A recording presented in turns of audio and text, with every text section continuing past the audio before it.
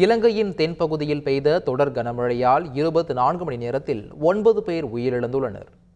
இலங்கையில் கொழும்பு, காலி, அம்பாந்தோட்டை, களுத்துறை மற்றும் இருத்தினிபுரியில் தொடர்ந்து கனமழை பெய்தது. இதனால் தாழ்வான பகுதிகளில் வெள்ளப்பெருக்கு ஏற்பட்டுள்ளது.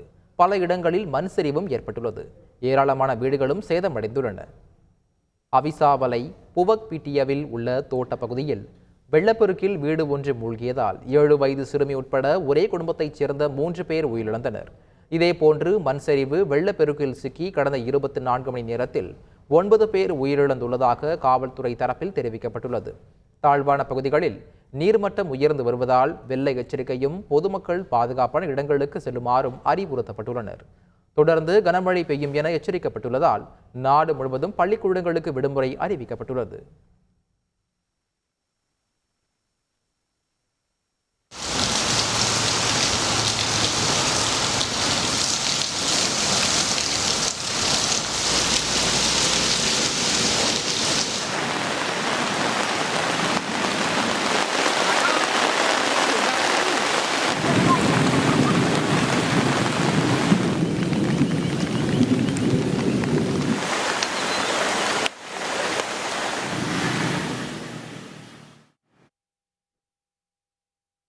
சுவிட்சர்லாந்து, இத்தாலி, ஜெர்மனி போன்ற ஐரோப்பிய நாடுகளுக்கு தற்போது மழை வெளுத்து வாங்கி வருகிறது.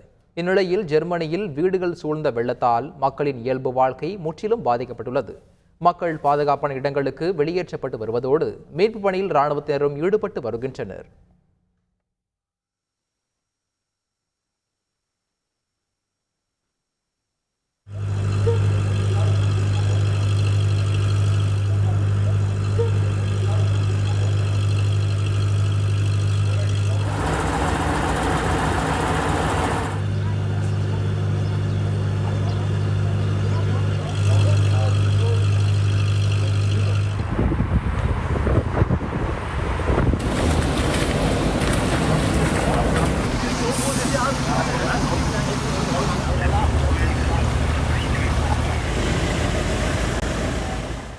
காசாவில் இஸ்ரேல் போரை கையாளும் விதத்திற்கு கண்டனம் தெரிவித்து இஸ்ரேலின் டெல் அவீவ் நகரில் அந்நாட்டு அரசாங்கத்திற்கு எதிராக மக்கள் மிகப்பெரிய போராட்டம் நடத்தினர். பிணை கைதிகளை விடுவிக்க நடவடிக்கை எடுக்க கோரிக்கை விடுத்தும் போராட்டம் நடத்தப்படும் நிலையில் மறுபுறம் இஸ்ரேல் அரசுக்கு எதிராக மிகப்பெரிய ஆர்ப்பாட்டம் நடத்தப்பட்டது. போலீசார் தண்ணீரை பீச்சியடித்து போராட்டக்காரர்களை கலைக்க முயன்ற நிலையில் அப்போது இருதரப்புக்கும் இடையே தள்ளுமுள்ளு ஏற்பட்டதால் பெரும் பரபரப்பு நிலவியது.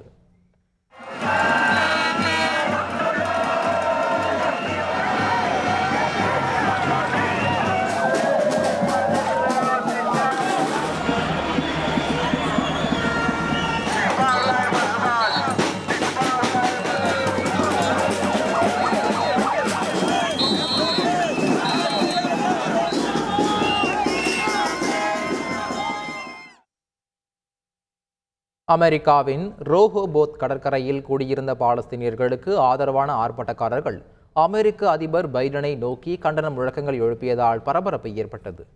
காசா போரில் இஸ்ரேலுக்கு எதிராக அமெரிக்கா முழுவதும் போராட்டங்கள் வெடித்துள்ள நிலையில் ரோஹோபோத் கடற்கரை அருகே போராட்டம் நடத்தப்பட்டது. தேவாலயத்தில் இருந்து வெளியே வந்த அமெரிக்க அதிபர் பைடனை நோக்கி 16,000 பாலஸ்தீன குழந்தைகள் கொல்லப்பட்டுள்ளதாகவும் பாலஸ்தீனத்தை விடுவிக்க வேண்டுமென்று முழக்கங்கள் எழுப்பிய அவர்கள் உங்களை கண்டு வெட்கப்படுகிறோம் என காட்டமாக தெரிவித்தனர். செங்கடல் மற்றும் இந்திய பெருங்கடலில் ஒரு அமெரிக்க விமானம் தாங்கி கப்பல் உட்பட 4 கப்பல்களை குறிவைத்து தாக்குதல் நடவடிக்கை மேற்கொண்டதாக ஈரான் ஆதரவு ஹவுதி குழு தெரிவித்துள்ளது. ஏமனின் ஹவுதி இயக்க இராணுவ செய்தி தொடர்பாளர் யாஹ்யா சாரி செங்கடலுக்கு வடக்கே பல ஏவுகணைகள் மற்றும் ட்ரோன்களை கொண்டு கடந்த 24 மணி நேரத்தில் நடத்தப்பட்ட 2வது இராணுவ நடவடிக்கை இதுவென தெரிவிக்கப்பட்டுள்ளது.